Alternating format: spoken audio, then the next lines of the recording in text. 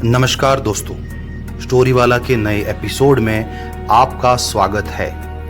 आप सुन रहे हैं उत्तर प्रदेश के बलिया की मिट्टी में जन्मे भारत माता के वीर सपूत अमर शहीद मंगल पांडे की कहानी का चौथा एपिसोड। जैसे ही फिरंगी अफसर ने ईस्ट इंडिया कंपनी के भारतीय सैनिकों को गाय और सूअर की चर्बी लगे कारतूस इस्तेमाल करने के लिए कहा, मंगल पांडे ने आगे बढ़ते हुए फिरंगी अफसर से सवाल किया, साहब, इस नए कारतूस के इस्तेमाल से पहले हम आपसे कुछ जानना चाहते हैं। मंगल पांडे के सवाल पर फिरंगी अफसर मुस्कुराते हुए बोला, हाँ बिल्कुल, कहो क्या जानना चाहते हो। मंगल पांडे ने इधर उधर की बात ना करते हुए फिरंगी अफसर से सीधा सवाल किया, साहब, हमें पता चला है कि ये जो नए कारतूस आप हमें इस्तेमाल के लिए दे रहे हैं, उन पर गाय और सूअर की चर्बी लगी हुई है। क्या ये बात सही है? मंगल पांडे की तरफ से किए गए सीधे सवाल पर फिरंगी अफसर थोड़ा सा सकपकाया और अपना थूक निगलते हुए उसने कहा, ये सरासर झूठ है। तुम लोगों को बहकाने के लिए किसी ने झूठी खबर फैलाई है, और अगर इन कारतूसों पर सूअर या गाय की चर्बी लगी भी हुई है तो उससे क्या फर्क पड़ता है? फिरंगी अफसर की बात सुनकर मंगल पांडे ने गुस्से में अपने होठ चबाते हुए ऊंची आवाज में कहा, फर्क पड़ता है साहब। गाय को हम अपनी मां की तरह पवित्र मानते हैं, जबकि हमारे मुसलमान भाइयों के लिए सूअर एक हराम और अपवित्र जानवर है। ऐसे में इन कारतूसों का इस्तेमाल करना तो दूर, हम इन्हें छूना भी पाप समझते हैं। दरअसल मंगल पांडे और ईस्ट इंडिया कंपनी की फौज में काम कर रहे हिंदुस्तानी सैनिकों ने गाय और सूअर की चर्बी लगे कारतूसों के इस्तेमाल से इसलिए मना कर दिया था क्योंकि उन कारतूसों को इस्तेमाल करने से पहले कारतूस के ऊपरी हिस्से को मुंह से तोड़कर अलग करना था। ऐसे में कारतूस पर लगी चर्बी का मुंह में जाना तय था। फिरंगी अफसर के पास मंगल पांडे को देने के लिए कोई माकूल जवाब नहीं था, इसलिए वो हिंदुस्तानी फौजियों को धमकाने लगा। लेकिन हिंदुस्तानी सिपाहियों की ये जिद थी कि जब तक ये बात साफ नहीं हो जाती कि कारतूसों पर गाय और सूअर की चर्बी लगी हुई है, कोई भी सिपाही कारतूसों को हाथ भी नहीं लगाएगा। आखिरकार उस दिन फिरंगी अफसर की एक न चली और सारे हिंदुस्तानी सैनिक अपने अपने बैरक में लौट आए।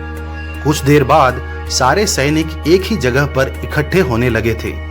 सबके जमा हो जाने के बाद एक सिपाही ने ऊंची आवाज में कहा, साथियों, भले ही हमने इस समय उस गोरे अफसर की बात नहीं मानी, लेकिन आज नहीं तो कल हमें उन कारतूसों का इस्तेमाल तो करना ही होगा। अपने साथी की बात सुनकर मंगल पांडे ने पूरे आत्मविश्वास के साथ कहा, जब तक कारतूसों पर चर्बी वाली बात साफ नहीं हो जाती, कोई उन कारतूसों को हाथ भी नहीं लगाएगा। मंगल पांडे की बात सुनकर एक सिपाही बोल पड़ा, मंगल, मान लो कि अगर उन कारतूसों पर सचमुच गाय और सूअर की चर्बी लगाई गई होगी, तब भी क्या? इससे पहले कि वो सिपाही अपनी बात पूरी कर पाता, मंगल पांडे ने उसकी बात को बीच में काटते हुए घुर्रा कर कहा, अगर ये बात सच साबित हुई तो कसम है मुझे इस मिट्टी की, मैं उन गोरी चमड़ी वाले गद्दार फिरंगियों को मिट्टी में मिला दूंगा। अपनी बात कहते हुए मंगल पांडे का पूरा शरीर गुस्से में थर थर कांप रहा था। दूसरे ही दिन यानी 29 मार्च 1857 की सुबह मेजर ह्यूसन नाम का एक कंपनी का फिरंगी अफसर बैरकपुर छावनी में पहुंचा। दरअसल मेजर ह्यूसन एक बहुत ही क्रूर और निर्दयी इंसान था, जो किसी भी काम को जबरदस्ती और डरा धमका कर करने में माहिर था। मेजर ह्यूसन के आदेश पर कंपनी के सभी हिंदुस्तानी सिपाहियों को एक बार फिर से ट्रेनिंग ग्राउंड में बुलाया गया। सारे सिपाहियों के कतारबंद खड़े हो जाने के बाद मेजर ह्यूसन ने सभी सिपाहियों की तरफ देखकर कड़क आवाज में सीधा आदेश देते हुए कहा, सिपाहियों, सुना है तुम लोग नए कारतूसों को इस्तेमाल करने से मना कर रहे हो। मैं आप लोगों को ये आखिरी चेतावनी देता हूं कि चुपचाप मेरे आदेश का पालन करें, वरना। मेजर ह्यूसन की बात अभी पूरी भी नहीं हुई थी कि मंगल पांडे ने मेजर को बीच में ही रोकते हुए कहा, माफ करना ह्यूसन साहब, जब तक ये बात साफ नहीं हो जाती कि उन कारतूसों पर किसी भी जानवर की चर्बी नहीं लगी हुई है, हम उन कारतूसों का इस्तेमाल नहीं करेंगे। मंगल पांडे के सीधे और सटीक इनकार को सुनकर मेजर ह्यूसन क्रोधित हो उठा और वो गुस्से में मंगल पांडे की तरफ आगे बढ़ा और उसी गुस्से में वो बोला, तेरी इतनी हिम्मत कि तू मेरे आदेश को मानने से इनकार करे? आज अभी इसी वक्त तुझे ईस्ट इंडिया कंपनी की नौकरी से निकाला जाता है। तेरी सिपाही की वर्दी और तेरी राइफल जब्त की जाती है। इतना कहने के बाद मेजर ह्यूसन मंगल पांडे के पास पहुंचा और उसने मंगल पांडे की राइफल छीनने के लिए जैसे ही अपना हाथ आगे बढ़ाया, मंगल पांडे ने गुस्से में मेजर ह्यूसन के चेहरे पर राइफल के बट से एक करारा वार कर दिया।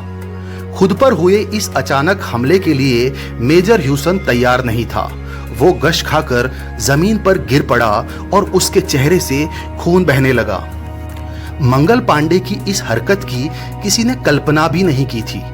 एक मामूली सिपाही का इस तरह ईस्ट इंडिया कंपनी के मेजर पर हमला करना कोई मामूली बात नहीं थी।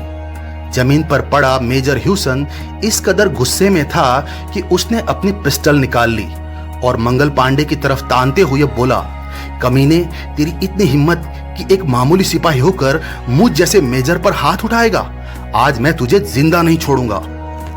इतना कहने के बाद जैसे ही मेजर ह्यूसन ने अपनी पिस्टल के ट्रिगर पर उंगली को लगाया, मंगल पांडे ने मेजर ह्यूसन की तरफ राइफल का निशाना लगाकर फायर कर दिया। मंगल पांडे ने चलाई हुई गोली मेजर ह्यूसन के सीने के आर पार हो चुकी थी, जिसका नतीजा ये हुआ कि मेजर ह्यूसन मारा जा चुका था। मंगल पांडे की इस हरकत से ट्रेनिंग ग्राउंड में खड़ा कंपनी का हर सिपाही आंखें फाड़े कभी मंगल पांडे को तो कभी जमीन पर गिरी मेजर ह्यूसन की लाश को खौफ से देख रहा था। दूसरे ही पल सबके कानों में एक आवाज सुनाई दी, कमीने, ये तूने क्या कर दिया? तूने मेजर साहब को जान से मार दिया। ये आवाज एक दूसरे फिरंगी अफसर की थी, जिसका नाम था लेफ्टिनेंट बॉब। बॉब ने गुस्से में आकर अपनी पिस्टल निकाल ली और बिना एक भी पल गंवाए मंगल पांडे पर गोली चला दी। लेकिन बदकिस्मती से बॉब का निशाना चूक गया। चूंकि मंगल पांडे की राइफल में दूसरी गोली नहीं थी, इसीलिए मंगल पांडे ने अपनी कमर में लगी तलवार को म्यान से खींच लिया और अपनी तरफ आ रहे बॉब की गर्दन पर तलवार का इतना तेज वार किया कि एक ही झटके में लेफ्टिनेंट बॉब का सर धड़ से अलग हो गया। एक ही पल में मंगल पांडे ने ईस्ट इंडिया कंपनी के दो बड़े फिरंगी अफसरों को मौत की नींद सुला दिया था। दोस्तों, कहानी में अब आगे क्या होगा? जब ईस्ट इंडिया कंपनी के अफसरों को मंगल पांडे की बगावत के बारे में पता चलेगा तो मंगल पांडे पर कौन सी कार्रवाई की जाएगी? क्या कंपनी के बाकी हिंदुस्तानी सिपाही मंगल पांडे का साथ देंगे? क्या इस घटना के बाद गाय और सूअर की चर्बी लगे कारतूसों का इस्तेमाल होगा? ये जानने के लिए आप बने रहें मेरे यानी स्टोरी वाला के साथ और सुनना ना भूलें भारत माता के वीर सपूत अमर शहीद मंगल पांडे की कहानी का अगला एपिसोड। जय हिंद।